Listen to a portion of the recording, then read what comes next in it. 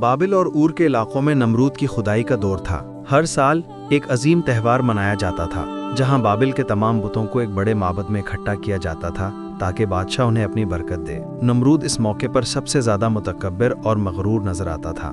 اس سال ابراہیم نے فیصلہ کر لیا کہ وہ خاموش نہیں رہیں گے۔ جب شہر کے تمام لوگ تہوار منانے کے لیے شہر سے باہر گئے ہوئے تھے تو ابراہیم معبد میں داخل ہوئے۔ معبد بڑے اور چھوٹے ہر طرح کے بتوں سے بھرا ہوا تھا، نمرود کی دی ہوئی طاقت کے خاموش پتلے۔ ابراہیم نے سب سے پہلے سب سے بڑے بت کے پاس جا کر حقارت سے کہا، کیا تم سن سکتے ہو؟ آج تمہاری پوجا کا دن ہے اور تم بول بھی نہیں سکتے۔ اس نے اپنی کلہاڑی اٹھائی اور ایک ایک کر کے تمام چھوٹے بتوں کو توڑنا شروع کر دیا۔ لکڑی کے ٹوکرے اور پتھر کا چورا چاروں طرف بکھر گئے۔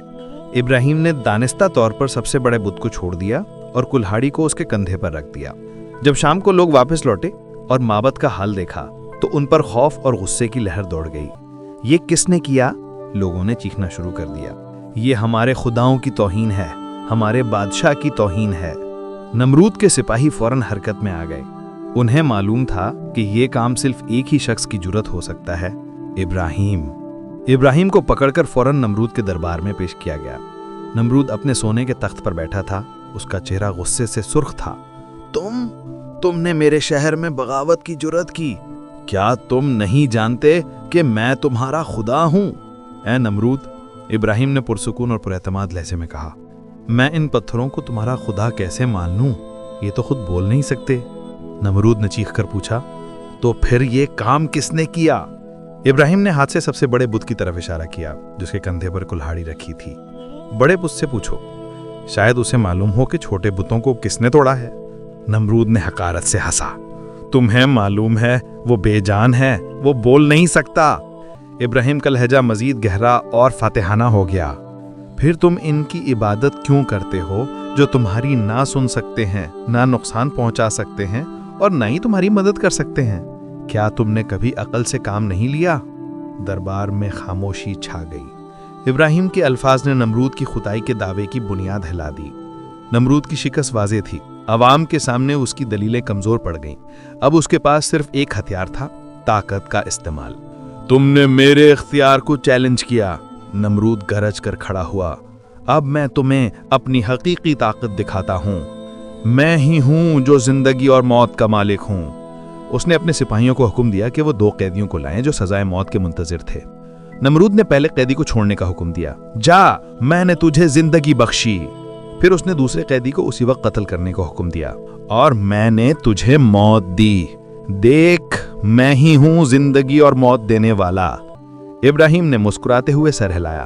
نمرود، تم نے صرف فیصلہ کیا ہے، تم نے تخلیق نہیں کی۔ نمرود نے غصے سے کہا، تم کیا بکواس کر رہے ہو؟ ابراہیم کی آواز میں اب گونج تھی، میرا رب وہ ہے جو ہر روز سورج کو مشرق سے نکالتا ہے۔ اگر تم خدا ہو تو آج اسے مغرب سے نکال کر دکھاؤ۔ یہ ایک ایسا چیلنج تھا جس کا نمرود کے پاس کوئی جواب نہیں تھا۔ وہ چکرا گیا۔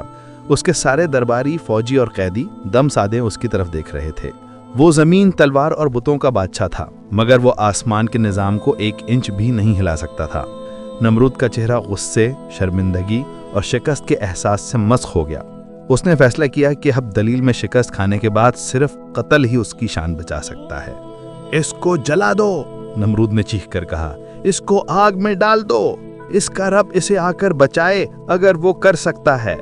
نمرود کے حکم پر بابل میں ایک بہت بڑا الاؤ یعنی آگ کا ڈھیر تیار کیا گیا۔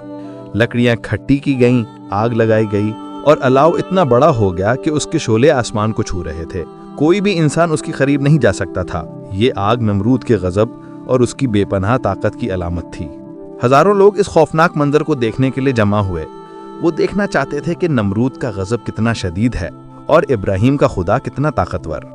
ابراہیم کو باندھ کر ایک منجنیق یعنی کیٹاپلٹ کے ذریعے الاؤ میں پھینکا گیا۔ جیسے ہی ابراہیم آگ کے مرکز میں گرے، ایک غیر معمولی اور حیرت انگیز معجزہ رونما ہوا۔ نمرود اور تمام رعایا نے دیکھا کہ آگ فوراً ٹھنڈی اور پرسکون ہو گئی۔ شعلوں کی شدت کم ہو گئی اور آگ کی تپش نے ابراہیم کو چھوا بھی نہیں، بلکہ آگ کے عین درمیان ایک سرسبز و شاداب باغ اور تازہ پانی کا چشمہ نمودار ہو گیا۔ ابراہیم اس باغ کے بیچوں بیچ میں آرام سے بیٹھے ہوئے اللہ کی عبادت کر رہے تھے۔ ان کے کپڑے تک نہیں جلے۔ نمرود کا خوف اب غرور سے زیادہ تھا، وہ کانپ رہا تھا۔ اس نے گراش کو حکم دیا کہ قریب جاؤ، دیکھو یہ کیا ہو رہا ہے۔ گراش قریب گیا مگر آگ کی حد سے 1 انچ بھی آگے نہیں جا سکا۔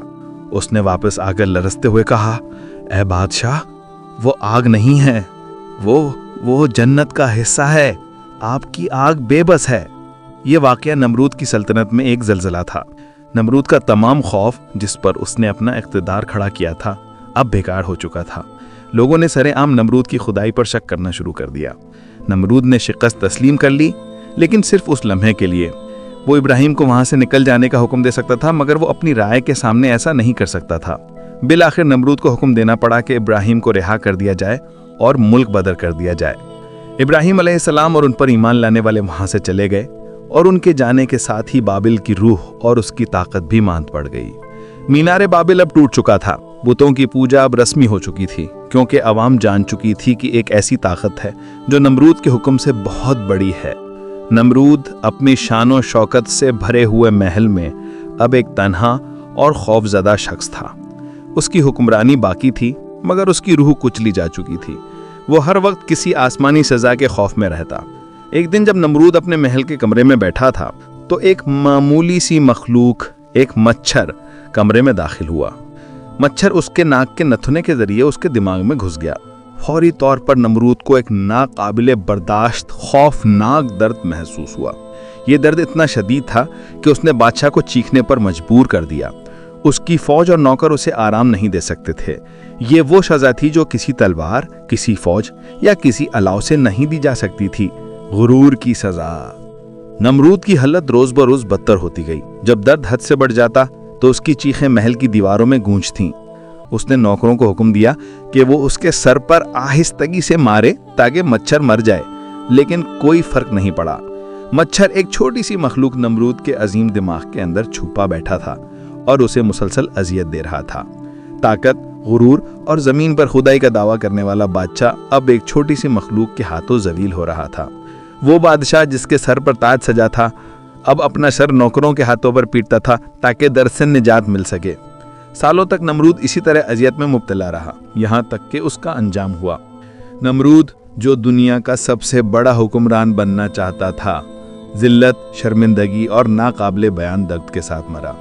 نمرود کی داستان ایک عظیم سلطنت کے عروج، جنونی غرور اور اس کے عبرتناک انجام کی داستان ہے۔ یہ کہانی ایک یاد دہانی ہے کہ طاقت عارضی ہے اور اللہ کی بادشاہت ہی لازوال ہے۔ وہ چلا گیا، وہ بادشاہ جو خود کو خدا کہلواتا تھا۔ اس کا مینار گرا، اس کا شہر بکھرا اور اس کی لو ایک حقیر مخلوق کے ہاتھوں شکست کھا گئی۔ اور یوں نمرود کے عہد کا اختتام ہوا، مگر اس کے غرور کی کہانی ہمیشہ زندہ رہے گی۔